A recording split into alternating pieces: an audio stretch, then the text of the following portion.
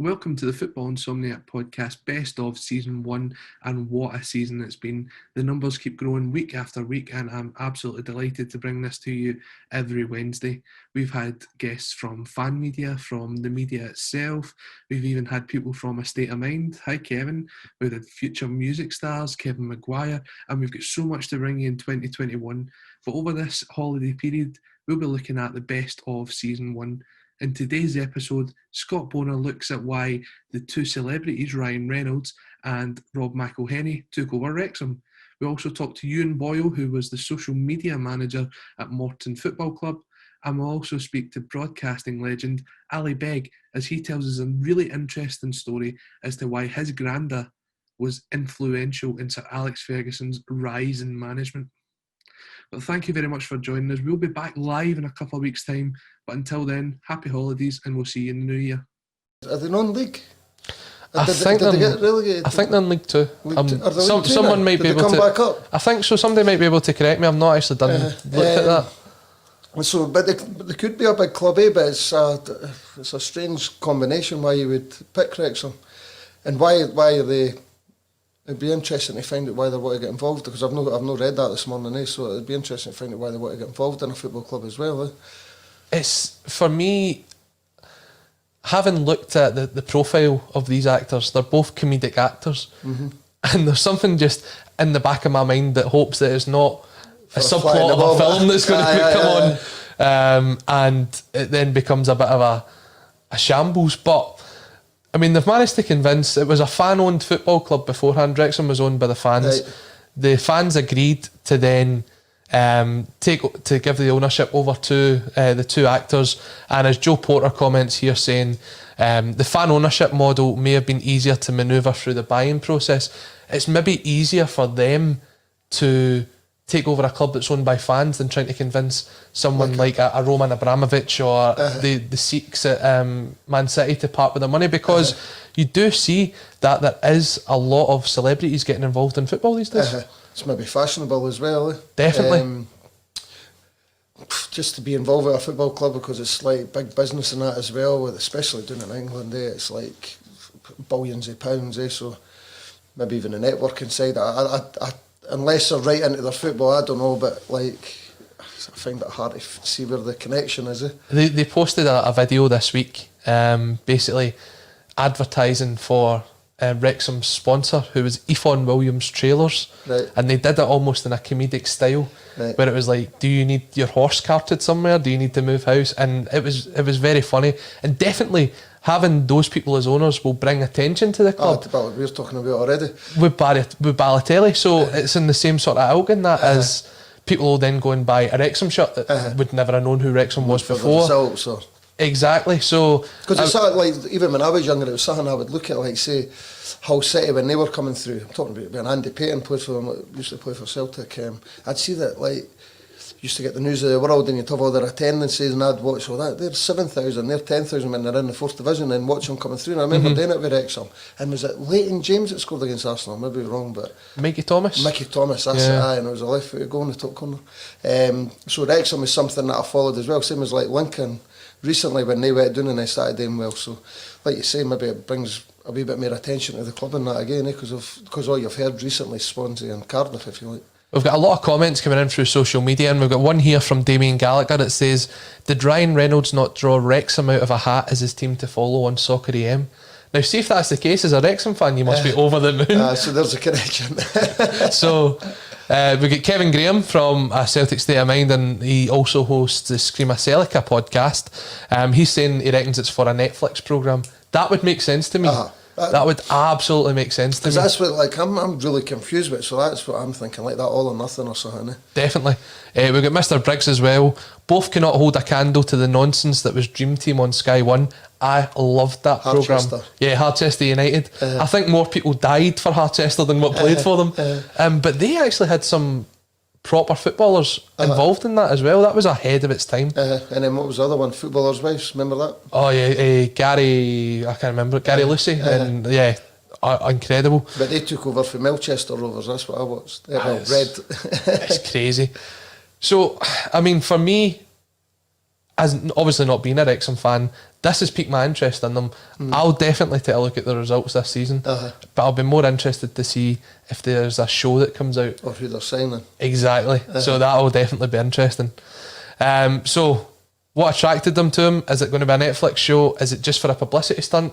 Who knows? But I'm sure for Wrexham, it's probably offered them some financial stability going forward for the future. Unless at the back of it there's an American club trying to get up, but then they would maybe just buy them, eh? Who knows? It's strange. What I did realise, but is I don't know if you've seen The Office US. No. So one of the actresses from The Office US actually has a stake in Swansea as well. So maybe it's a US invasion of Wales. Who knows? We'll take over. But thank you again to everyone for joining us on the Football Insomniac podcast. Taking a look at some of the comments that's coming in. We've got the Raga 3 coming in saying, I think they're trying to sign Danny DeVito as a goalie. He's a bit small with a goalkeeper. Kevin Graham back in again saying they obviously follow the bootleg on Twitter. I follow the bootlegger on Twitter. I don't know if you've seen it. No, I've never seen it. Definitely go and watch some of his clips. Brilliant. He's just the typical football fan. So that actually takes me on to what my next topic is going to be, and it is obviously speaking about your time at Morton.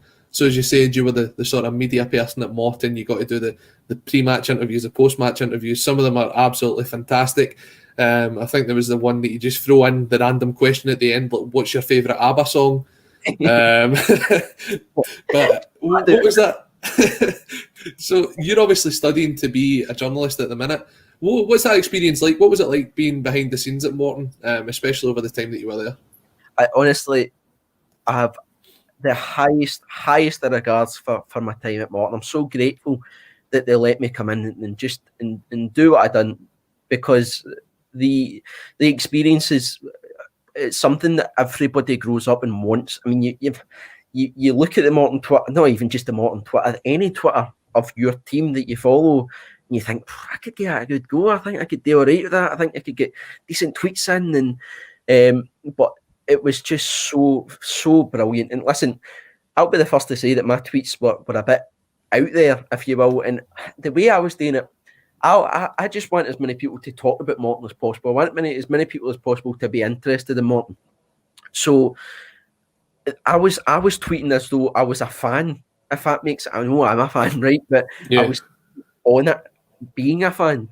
And I would like to think I was speaking for fans, and this experience of writing match reports, writing match previews, creating a podcast, interviews, all this is the most valuable of experiences. And see, when you're talking to like the players, when we had John Sutton and we had Bob McHugh, Jim, Chris Miller, all these players are so fascinating to listen to, and you don't realise that, see, sitting on a bus for 2-3 years, it is the most riveting experience ever when you're talking to these players. Because I would sit on one side and John Sutton and Bob McHugh would be sitting, and you're just talking to them about everything about football, and it is the most fascinating thing. So it's put me on a steady path to have had that. It was amazing. When you talk about your tweets, it was something that I always watched, and being a local boy watching Morton's results coming in, you always keep a vested interest. But some of the stuff that you would come out with, it was like, if you pulled a goal back after being 1 down to go 2-1 in front, it was just a big tweet that says "Yeah, beauty," things like that. The song for Bob McHugh, "Sit Down, Give Me Bob McHugh." Listen, I can't take. I must say that it wasn't me. It was the fans came up with that. But I remember somehow we came back. It was Ayr away. We won 2-1, and I came up with this word "Wowza Rooney." Now, I don't know came for it. I thought, typing this is brilliant. That's fantastic. But the uproar that came for it, now, most of the fans were fine with it, right? But the uproar that came with it was mental. I mean, there was grown men. I remember reading Pie and Bovril, grown men writing paragraph after paragraph about the use of this word "wowza." Being me, I just used it next week and just avoid them even there, you know. And before you took over, there was a tweet from Morton that went absolutely viral, and it involves the young player Lewis Strap, and basically it was worded very awkwardly. It basically said "strap on." Now, when you came in and took over that, Were you tempted to do that again, or was it just one of them things that's like, that's happened, it's never going to happen again? You know, and this is no word to lie. The first thing I ever did at Morton was try and get a system of tweets that made sure that scenario wouldn't happen again. That's brilliant, but I didn't want it to ever happen again at Morton. I mean, it went everywhere. Listen, it was brilliant, and I think it got 10,000 likes or something. But scenarios like that, as a media guy, it's best to avoid it because it's just not worth the hassle. So we got a question coming in from Mark, and he's saying, did you have any disappointments working with any of the players? So what was your kind of the most awkward interview you had to have when you were at Morton? The toughest one always, we went through a period, and this was since the start, I think it was in September or August, whenever the season started, until late December. Morton had then won a game away from home.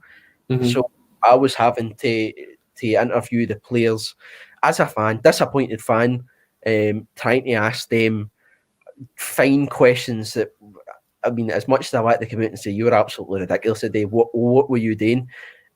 I just couldn't. And that was probably the hardest part of the whole job, was biting your tongue, because you felt what the fans felt. And when we were losing all them games, it was tough. It was tough to do the interviews and the match reports without actually kind of nogging through them, but without being honest. I mean, a lot, you have to sugarcoat it. And great thanks to David Hopkins for that, because he used to always read the match reports to make sure that they didn't put a club in a bad light, which is absolutely fair enough. But that was the toughest part. And we eventually, before the coronavirus, were playing out of our skin and went unbeaten for about 10 or 11. So that made life a hell of a lot easier, because you were just asking them questions that bigged them up. And it was at that point, it was brilliant. Was there anyone that was kind of difficult when you were trying to interview them, or were the guys all right with you? Well, there was, I don't mean difficult here, but there was a young boy who's just come in last year, a boy named Calvin Orsley, who, brilliant player, really talented player, but he hated doing interviews, absolutely hated them, just because he was young and he was a bit naive, and he didn't know what the right answers were and what the right answers were to say. So I used to remember getting into, we drew with Dundee United. We lost a last minute goal to Shankland away at Dundee United, who were hammering the league at this point. But we went 1-0 up through Ossie. So Calvin had scored, put us 1-0 up. And the first thought I had, other than fantastic, Morton's 1-0 up at Dundee United, was Calvin Ossie just scored. I'm going to need to do an interview with him. So I remember getting into the change room, and his face sank. I mean, it was as though he just didn't want to leave the change room. He kept saying, do I do it?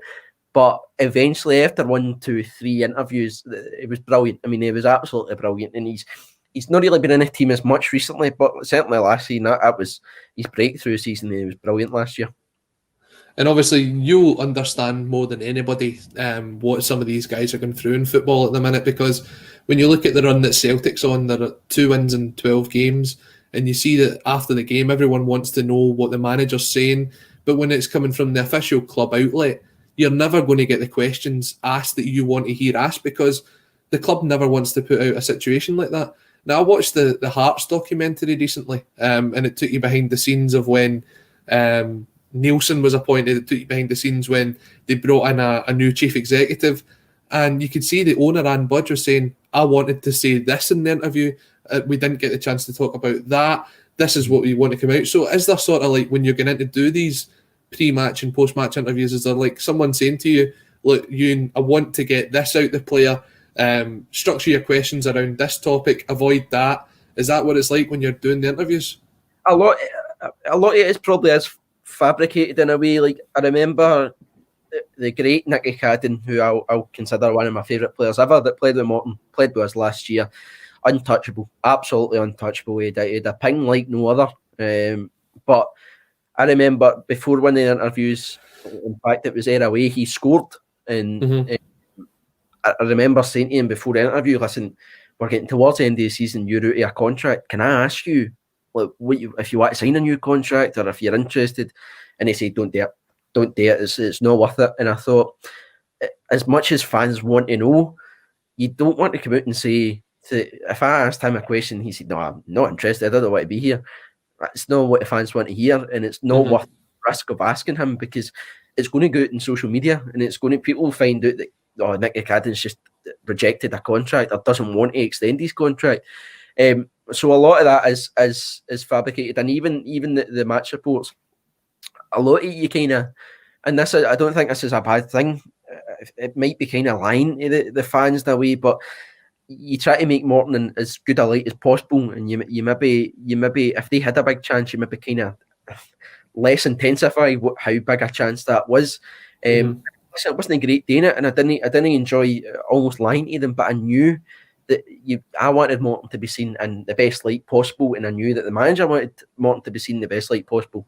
So you needed to do it, and I think that those two were probably the hardest parts. Were trying to fabricate these interviews to make it seem as though we were doing well, even at the points that we weren't.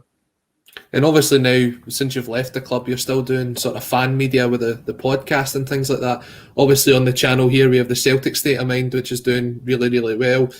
Across all the teams, you see a lot of fan media becoming so much more influential. Do you think that has an important role? And when you look at developing your own career, do you see yourself having a role within fan media, or do you think there's still an avenue to get fans' views across in mainstream media?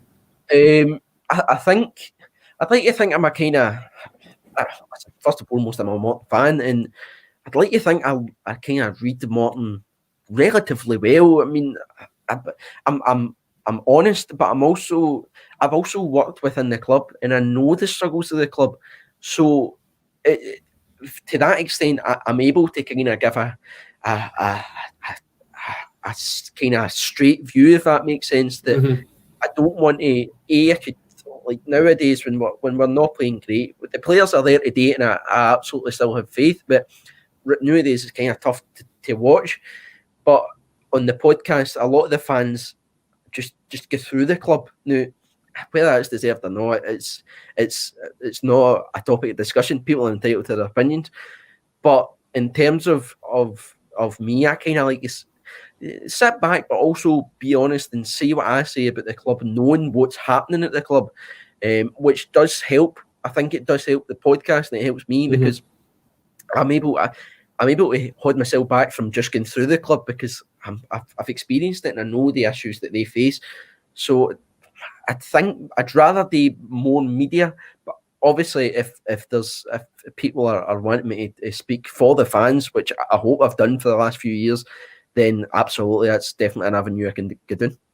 Yeah, and you obviously, if you go on Ewan's Twitter, you'll see the responses after you put the statement out saying that you were leaving the club. The fans really did get behind you, and I think it's a testament, as you said, when you were doing the job at Morton, you were a fan, so you could see it coming across, the emotions of when you're going maybe 2 or 3 goals behind. It was you were gutted when you score that last minute winner. There's the adulation, there's the wowzeroonie.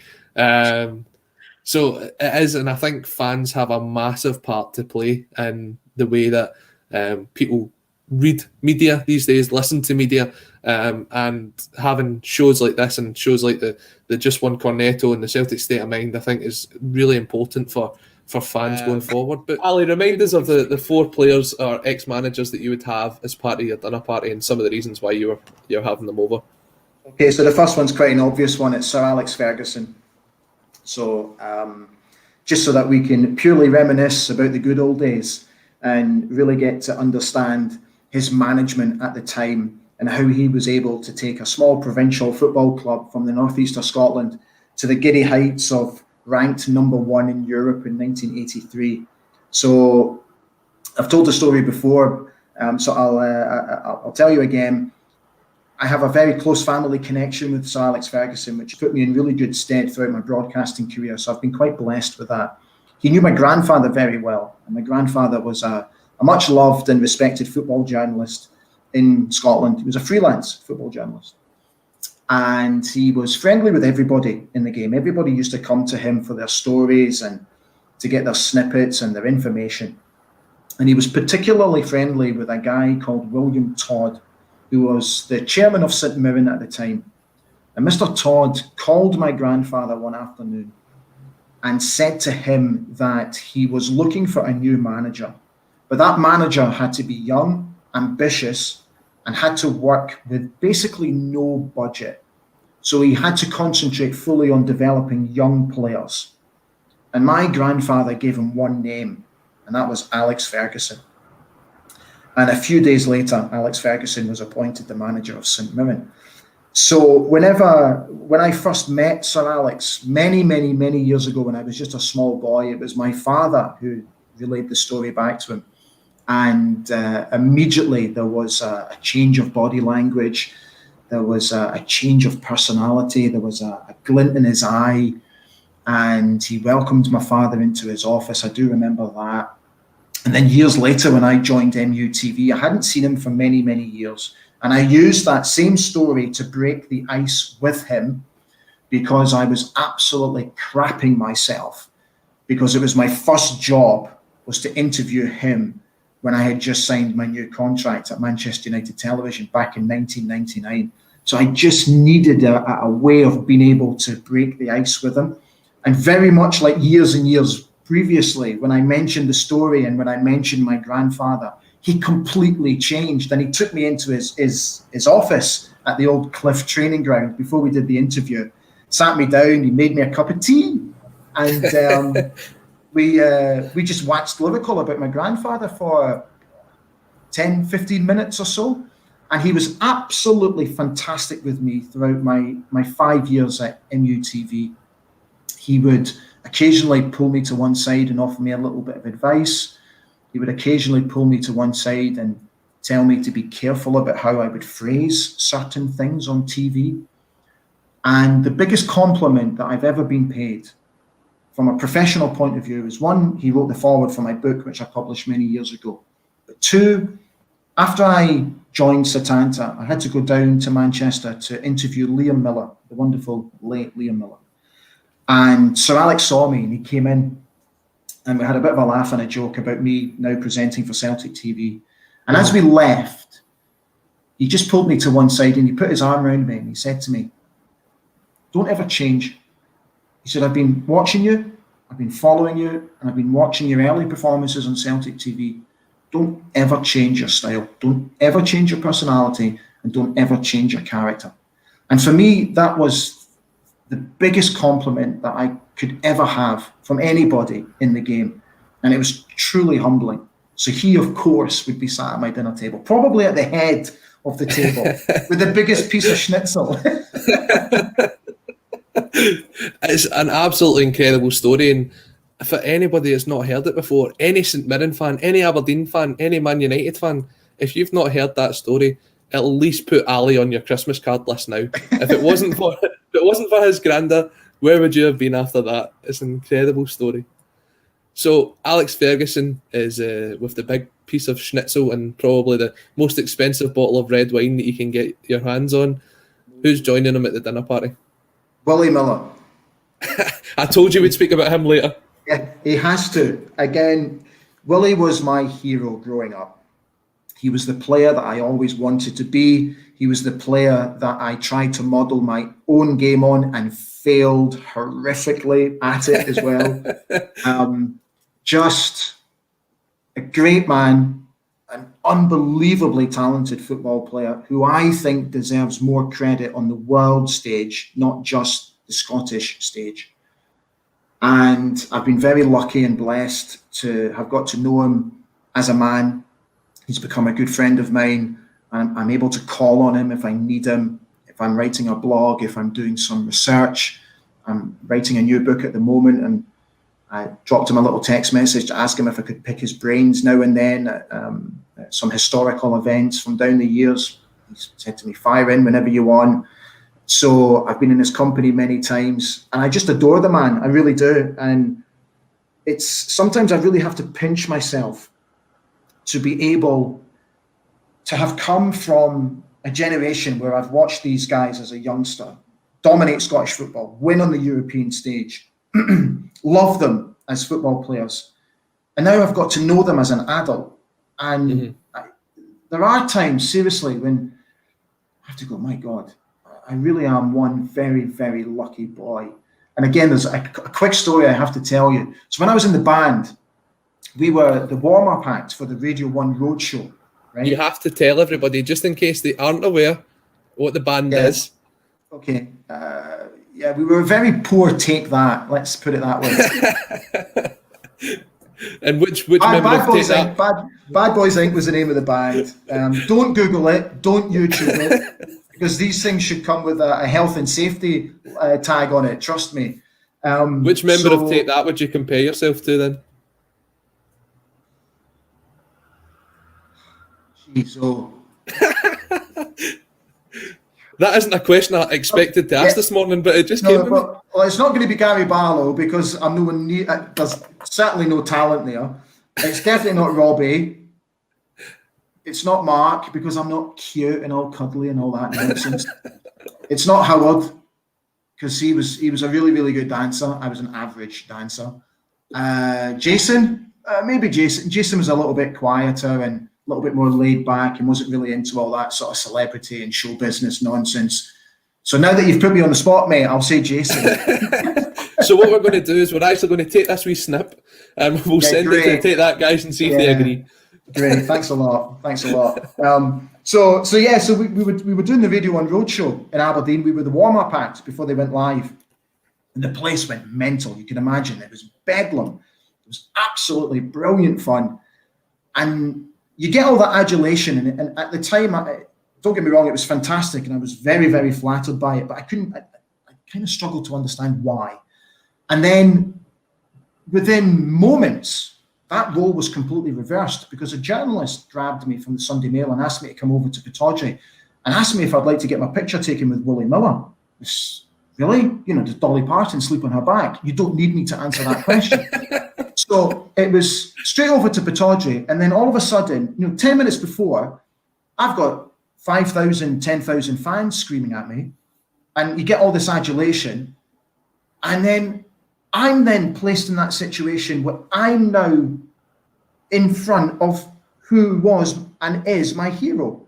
Mm-hmm. And it was a very strange roll of emotions. It was like a roller coaster of emotions, and it was a very, very strange day for me.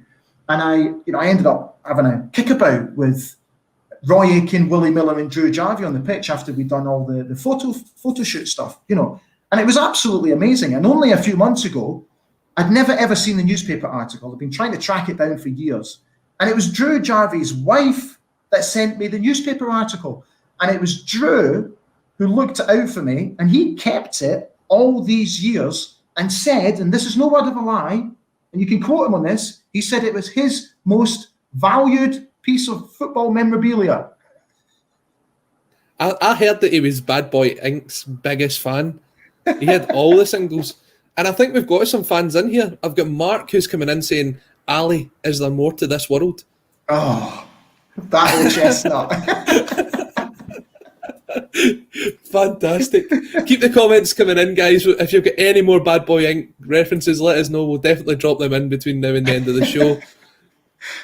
But are we going to have a complete dandy dinner football party, or is there more to this? No. So my third person is Diego Maradona. We touched on it earlier. And the only reason that I want Diego to come is because I would like to get him sat in front of Sir Alex Ferguson and see how Sir Alex Ferguson could get into Maradona's head, very much like how he was able to get into Eric Cantona's head.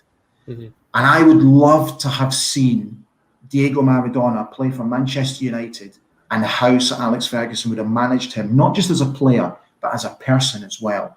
Hence why Diego would have got an invite. I don't think there's any arguing with that one. As you said, it would be interesting seeing Sir Alex kind of working out Diego's mindset. But as you mentioned earlier, when you seen him just warming up, he would entertain the crowds at Old Trafford, definitely, just in the warm-up. Yeah, 100%. What a player he could have been for Manchester United. Would there have been a 4-year gap before Manchester United won a trophy under Sir Alex Ferguson if Diego Maradona had come between the years of 86 and 1990? I don't think there would have been. But then for that, I think there's a lot of other fans of other teams that are absolutely delighted in the fact that never happened. So finally, who completes the dream football dinner party? Dennis Bergkamp. So the reason I chose Dennis Bergkamp is because, one, he is my all-time favourite Premier League player. And two, I got very fortunate to have actually had a training session with him one very cold Saturday morning. And it's a day I've never, ever forgotten. I mentioned earlier about this Arsenal ex-pro and celebrity football team. That was a team that was affiliated to Arsenal Football Club. And what would happen is football teams anywhere in the country would pay a fee to the Arsenal Charitable Trust to play against us. So we would travel all over the country on a Sunday to go and play in a local village or a town or wherever the case may be. And they would put on a big fete or a carnival, and we would be the centrepiece to have the game of football. And I spent 10 years playing with the boys and made some great friends and absolutely loved my time with the lads. And through that, I became friendly with some of the backroom staff because I didn't actually live that far from Arsenal's training ground, London Colney. So George Armstrong became a friend of mine, the late George Armstrong, who died sadly many years ago. And I swear this is true, man. So I'm at home, Saturday morning, I'm still in bed, reading a book, and the phone rings, the house phone rings. And it was George. And he said to me, "Do you have any plans?" And I said, "No." I said, "I'm just reading a book. I'm going to go out for a run in a wee while." He says, "Right, grab your boots, grab your shower bag, and get down to London Colney. I need your help." So I'm thinking, what the hell? So I jumped in my old car, which was an old Fiat Panda, which I bought for 250 quid from some really dodgy dude down in Portsmouth. And this thing was just a rust bucket. It was hanging off its last nuts and bolts. It really was. So I've driven into London Colney where there's Range Rovers and Aston Martins and Jaguars and all this. And here's me driving in with this clapped out white Fiat Panda. And George has met me at the door. He's took me in. The first team were away. They had a game. So the first team were away. The youth team were away. And from memory, the reserves had a day off. Mm-hmm. So George took me into the canteen where Steve Bold, Dennis Bergkamp, Martin Keown, another who completely escapes me, and 2 or 3 young lads. So we only had 7 players. So I said to him, "What am I doing here?" And he said, "I need you to make up the numbers in training." I was like, "What?" Brilliant. And he said, "I haven't got anybody else." So I'm thinking to myself, what? How has he not been able to get one of the young lads down and to just make up the numbers in a game? So he said, "Look," he says, "have your breakfast, come through, get changed, and then we'll go out." So here's me thinking, right? This was October or November 1995. So I was 23. And at the time I was playing semi-pro football. So as I'm getting changed and stripped, I'm thinking to myself, right, and as I'm jogging out to the training pitch, right, I'll put in a shift this morning, right? Because you never know. You might catch the eye of George, and you never know. You just never know. He might be well enough impressed that you could get a full-time professional contract for Arsenal here. So I'm like, come on. So I was really bigging myself up as I'm running out. I swear to God, man, within 30 seconds, Martin Keown has sent me 6 foot in the air. He absolutely went through me. And that's when I realised, Ali, let's maybe just get back in your box and remember what a crap football player you really are. So just know your level. Knock it. Yeah, know your level, know your place. Fantastic. But just that, I think we trained for about, I don't know, for argument's sake, we trained for an hour. And just watching Dennis Bergkamp, oh my God, man, it was just sensational, you know. That's when you really start to appreciate what a different level the professional game is. Because they were full on. It's just training.